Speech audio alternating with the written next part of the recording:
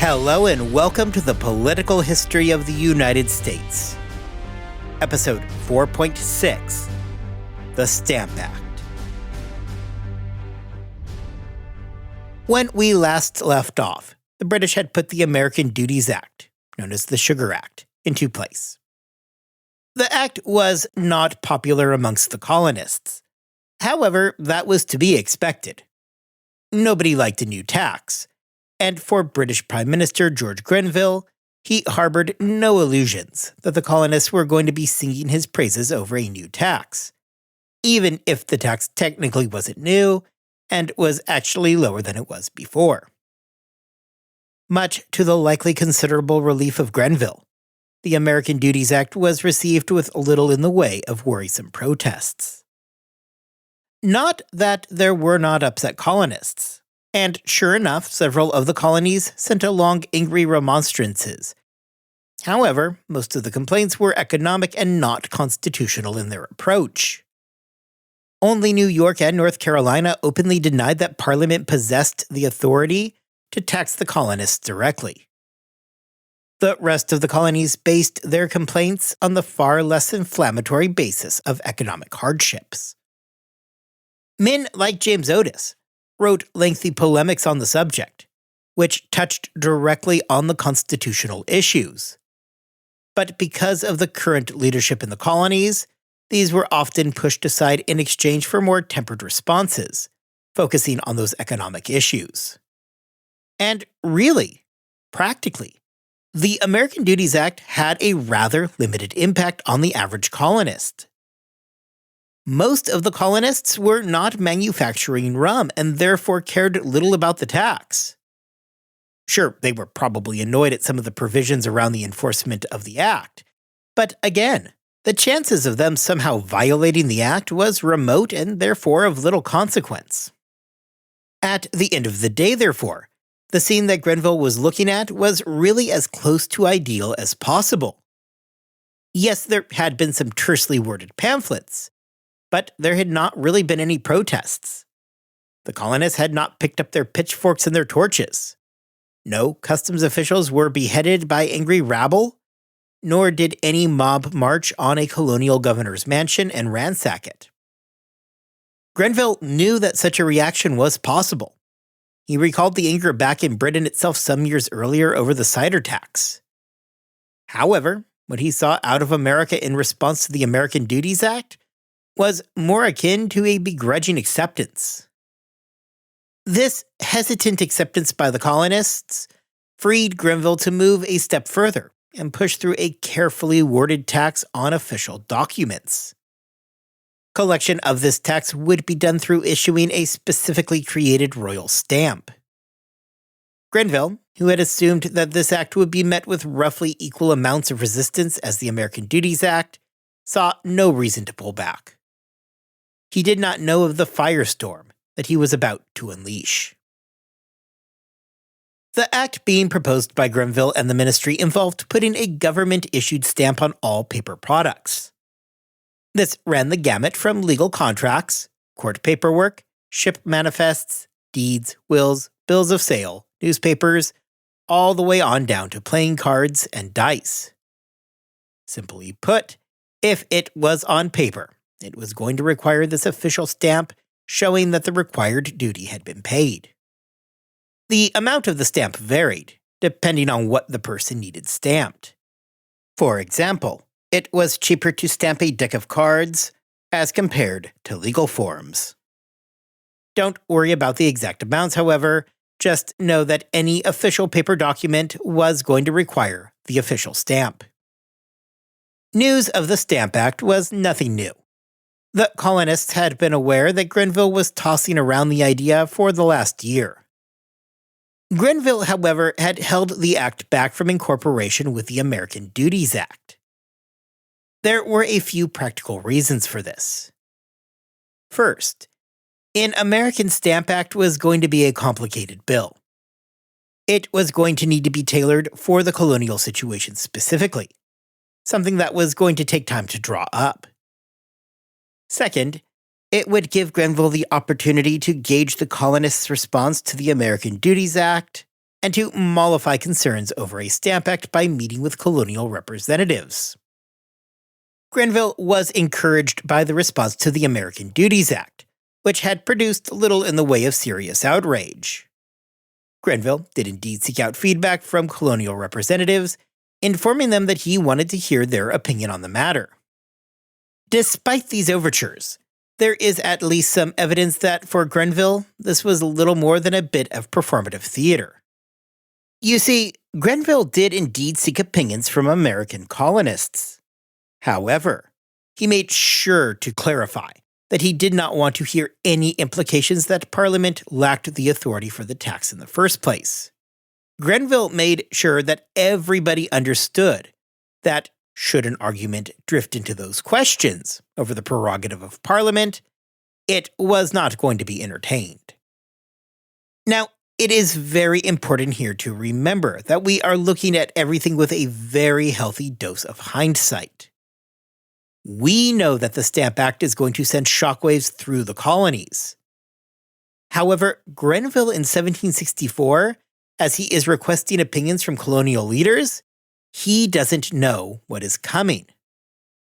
From Grenville's perspective, the colonists had, begrudgingly, accepted the American Duties Act, and he felt confident that they would receive the Stamp Act with a similar response.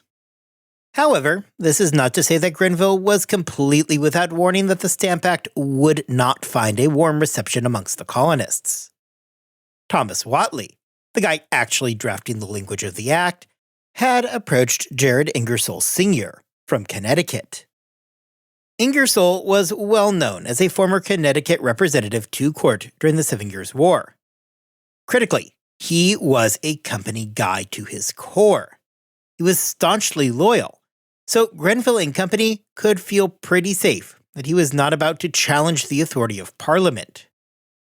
Ingersoll was blunt in his warnings that the American people would absolutely challenge the authority and reach of Parliament when presented with the Stamp Act.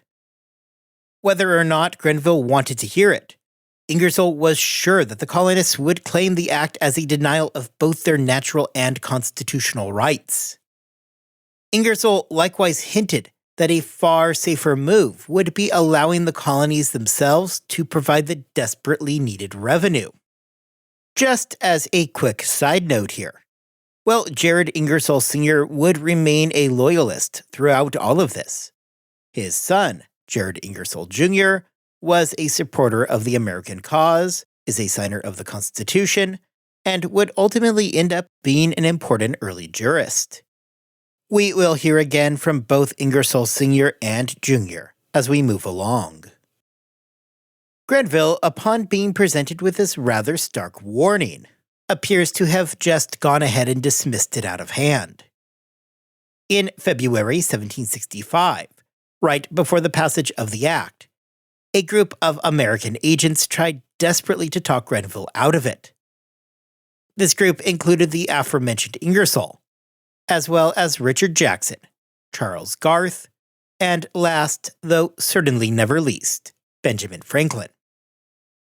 Attempting to assuage the group's fears, Grenville explained that the revenue from the Stamp Act was to be used directly towards paying for the standing army that was now going to be placed in America.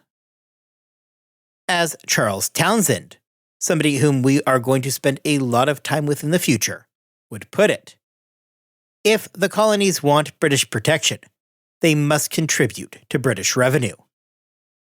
This group attempted to sell Grenville on the idea that the Americans would be happy to pay the tax, so long as it could be self-administered internally and not through an act of Parliament.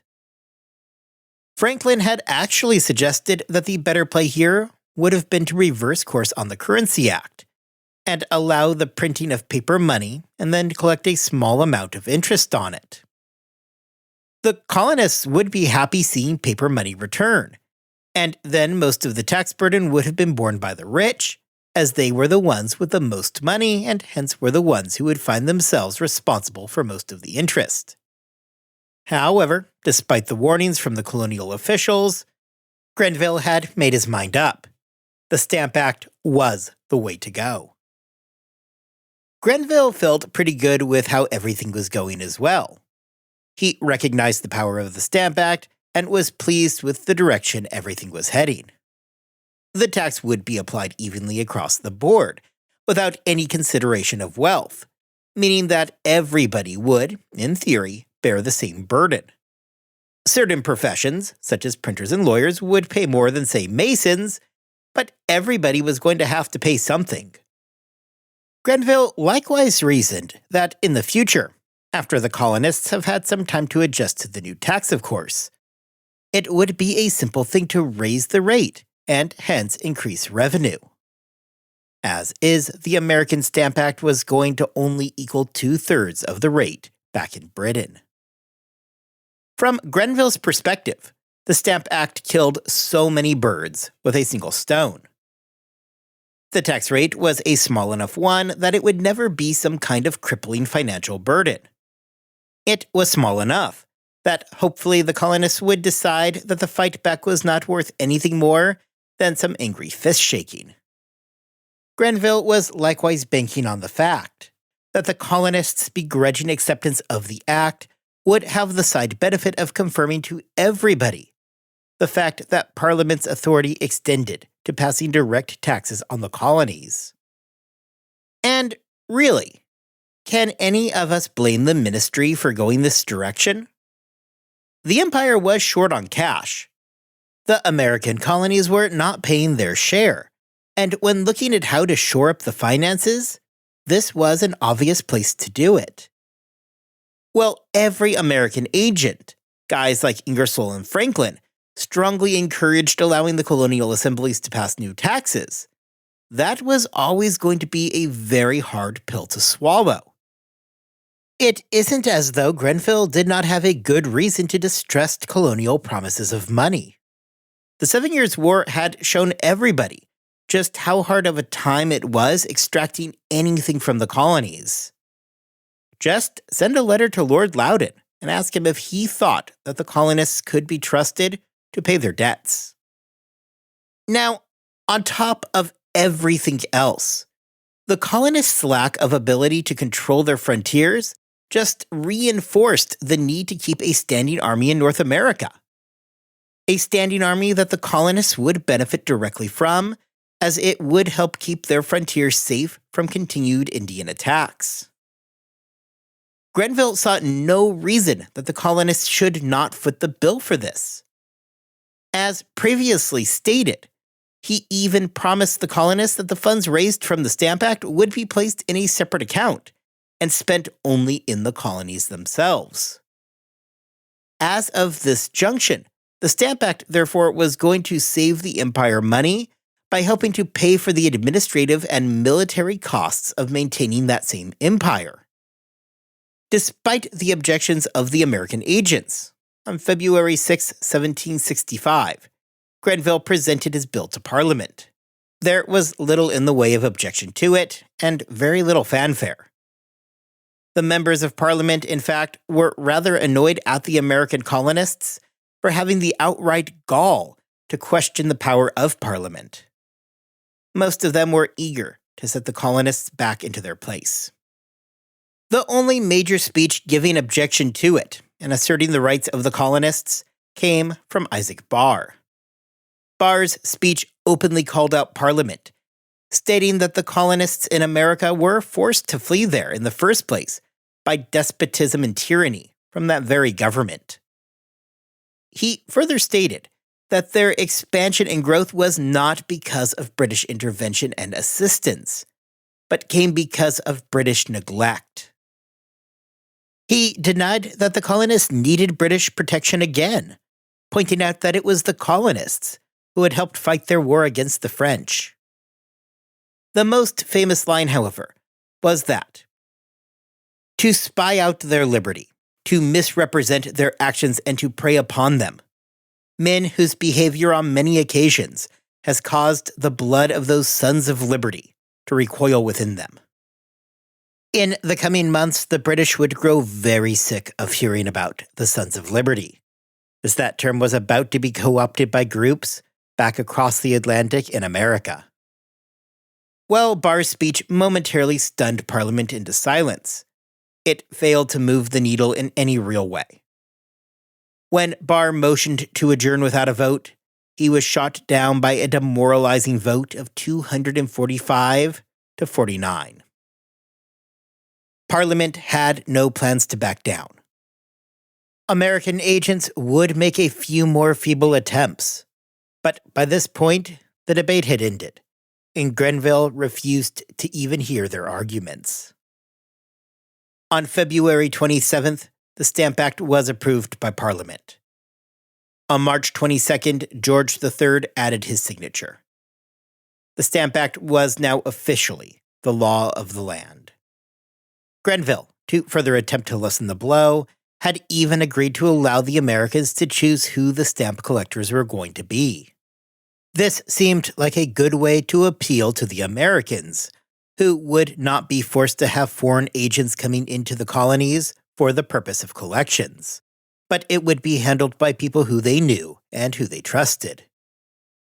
For those appointed to the job of stamp collector, there was also a good amount of money baked into the plan for those who were collecting the taxes. Among those selected would be Jared Ingersoll, the same guy who had just some months before cautioned Parliament about the dangerous waters that they were wading into. Though it was a pretty sweet gig on the surface, as we are going to see, there is going to be a lot of regrets for those who accepted roles as stamp collectors. Well, Grenville may have guessed that there would be some complaints, an angry pamphlet or two, and some general fist-shaking. He likely believed that the response would be a mirror of what followed the American Duties Act. In a short amount of time, he would discover just how wrong he was. It takes a little bit of time before we begin to really see much in the way of responses coming out of the colonies. This follows, as it was always going to take time for the official proclamation to make its way across the Atlantic. Once there, it was going to take even more time to propagate throughout the colonies. And then even once it did, everybody was going to need to take a minute to figure out exactly what their next move was going to be. The first real sign of activity in the colonies came on May 11th, 1765, in the Providence Gazette. On that day, the paper published a piece entitled Letters from a Plain Yeoman. The letters, published anonymously, attacked the new Stamp Act with the author writing about the illegal nature of the taxation, as it violated the colonists' rights as British subjects. The author further attacked Grenville for not even allowing the colonists to mount a response, stating that his orders not to complain about the constitutional issues denied the colonists the liberty of even complaining. It also showed that there is no dependence of the colonies on Great Britain, nor Great Britain on the colonies, because they were all subjects of the same king. From there, it continued with comparisons to Roman history because, as we are going to see, the colonists really loved their Roman history. And then finally, the piece wraps up by decrying their lack of representation. The letter from the plain yeoman did not change much, nor did it add in a profound way to the already existing arguments. Rather, the importance of the letter is that it stands as an early outcry towards the Stamp Act. There is going to be a lot more down the road, much more vitriolic responses. However, the letter from the plain yeoman gives us some sense of what the initial responses were. Politically, the first colony to respond to the Stamp Act was Virginia. For Virginia, when the Stamp Act reached them, it was already late in the legislative session. Only 39 of the 116 burgesses remained, as many of them had already called it a day and had gone home. Among these burgesses, however, who had not gone home, was a young 29-year-old named Patrick Henry. Henry had risen to prominence as a lawyer through a series of cases where he represented Virginia against the local clergy. After showing off his impressive oratory skills during these cases, Henry found himself elected as a burgess, arriving for his first session on May 20th. Despite his status as literally having just walked in the door for the first time, by the end of the month, Henry found himself leading the charge against the Stamp Act. On May 29, 1765, Patrick Henry introduced the Virginia Resolves. The resolves were as follows, and to be clear, I am paraphrasing here. 1. The first people to come across the Atlantic, back in 1607, brought with them all the rights that they had enjoyed as subjects of the English crown. 2. Both of the charters issued to the colonies, and recall the first charter was replaced in 1624, following the massacre by Opeshenkino, confirmed that the colonists had the same rights as those born in England. 3. That taxation can only be consented to by the people or the people's representatives. This right being a distinguishing characteristic of British freedom and a core constitutional right. 4. At no point have the colonists given up their rights as subjects, something that has been recognized by all kings and governments. 5. And now I'm quoting directly.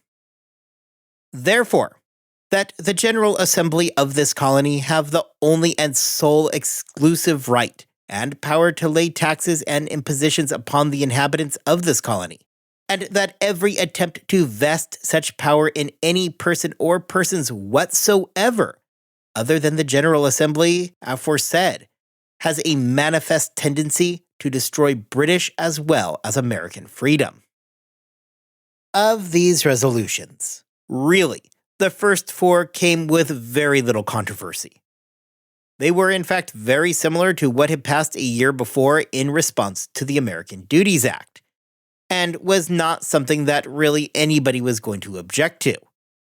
The catching point, however, came on that 5th point. More than just some angry grumbling, this was a blunt accusation leveled towards Parliament that their actions were endangering the freedoms of all the people of the empire. What followed next was an impassioned and contentious debate. The next day, Henry did not mince words when he spoke in defense of his proposed resolves.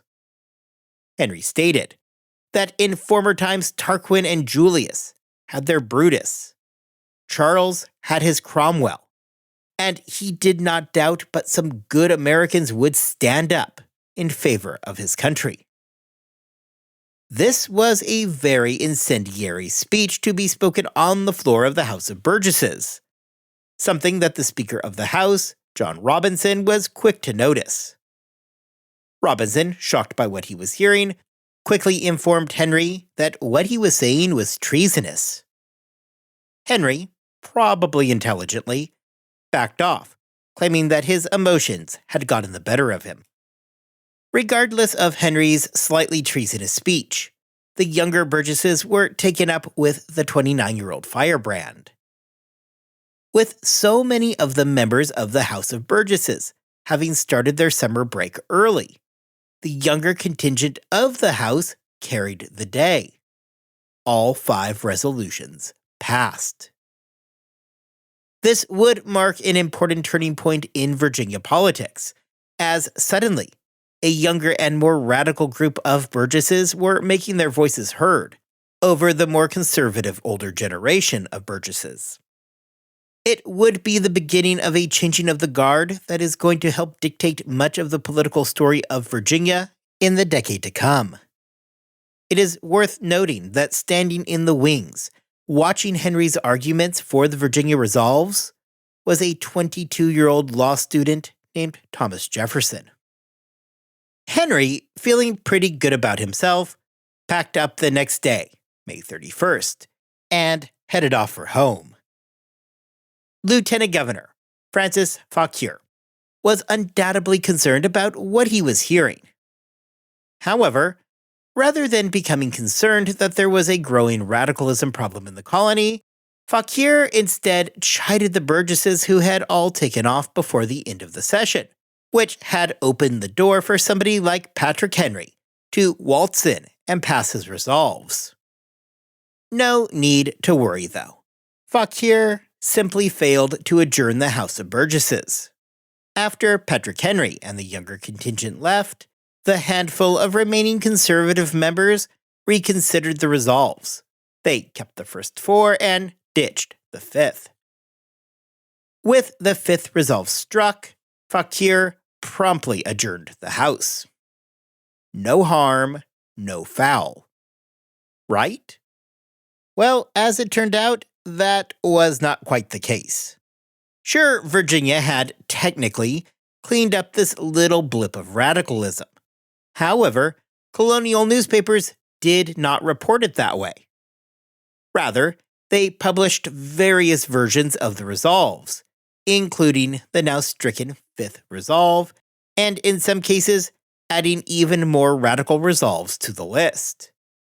Both the Newport Mercury and the Maryland Gazette reported on the Virginia resolutions during the early summer. Both papers published not just the four approved resolutions, but included the fifth resolution, plus a bonus resolution that anybody or any group attempting to levy such taxes on the colonists who were not members of that colony's assembly should be regarded as enemies to the colony. If you are curious about where these reports came from, nobody knows. However, once they were made, they were repeated throughout the colonies. It helped to paint a picture of what had gone on in Virginia, regardless of its accuracy. What the Virginia resolves and the subsequent press resulted in is that it broke up the malaise that had settled over the colonies in response to the Stamp Act. As angry as people were, the initial response was surprisingly mild. We can blame some of this on the speed of transatlantic travel and the speed that it took the specifics of the Stamp Act to spread around. But even then, we really see very little in the way of a response by any of the other colonies until after the news of the Virginia resolves began to spread. If everybody had been sitting around trying to figure out what their response was going to be and waiting to see who would move first, Patrick Henry had just shoved everybody off the fence and into action. The problem, however, is that the action we are going to see resulting from this will not come immediately from colonial assemblies. Most of the colonies had already adjourned their assemblies. Indeed, we know Virginia was very close to doing the same when Patrick Henry strolled in and presented his resolutions. As we are going to see next time, the response over the summer of 1765 will not come from the colonial assemblies in harshly worded declarations. Instead, the response is going to come as a mob action.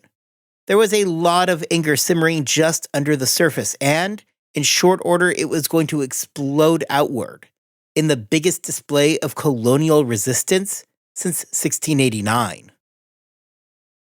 That is all for next time, however. But we are not quite finished for today. Well, the Stamp Act is going to be getting all the attention. I want to take the rest of our time today to introduce the Quartering Act. Well, I understand that this is probably not the most graceful of segues. This is something that is going on at roughly the same time as the Stamp Act, and I want to make sure that we know what it is. We have discussed the problems associated with what to do with troops before. Back in episode 3.31, we had considered the problem of finding a place for the troops to stay. The solution during the French and Indian War was to build barracks to house the troops, while touting the Mutiny Act of 1689 as forbidding the practice of putting them into private homes. In the American Mutiny Act, passed in 1765, shortly after the Stamp Act, Parliament passed a law that laid out their expectations for the colonists, providing quarter to British troops. What Thomas Gage was seeking was a plan that would see American colonists included under the Mutiny Act. Gage believed that this would extend the Americans both rights and responsibilities that were owed and subsequently due to all British citizens. Among the American agents who supported this plan was Benjamin Franklin, who agreed that such a scheme would promote the idea of a single unitary empire. After all, is that not the exact thing that the colonists were arguing? That there was but one British Empire and that the American colonists were every bit as much a member of it as the citizens living in London itself? Passed on May 25, 1765, the Quartering Act gave the British Army a wide range of new ability to support itself. From seizing wagons at a predetermined rate, to half-price ferry crossings, and dictating that it would be the responsibility of the colonists to provide food to the troops. The new Quartering Act laid out a myriad of new responsibilities on the colonists. To be sure, what Parliament was asking here of the colonists was nothing more than would have been expected back at home. Critically, the Quartering Act, much to the considerable annoyance of Thomas Gage, did not allow the British to house soldiers in private homes, something which he had been strongly urging. Rather, it provided that troops would instead be kept in public houses. Recall that public houses are essentially anywhere that serves alcohol, so pubs, taverns, as well as inns. The Quartering Act, however, just really came at the wrong time. Franklin, for instance, was pleased with the final product and did not believe that there was going to be any problem with it. Maybe had it come at another time, the reception would have been different.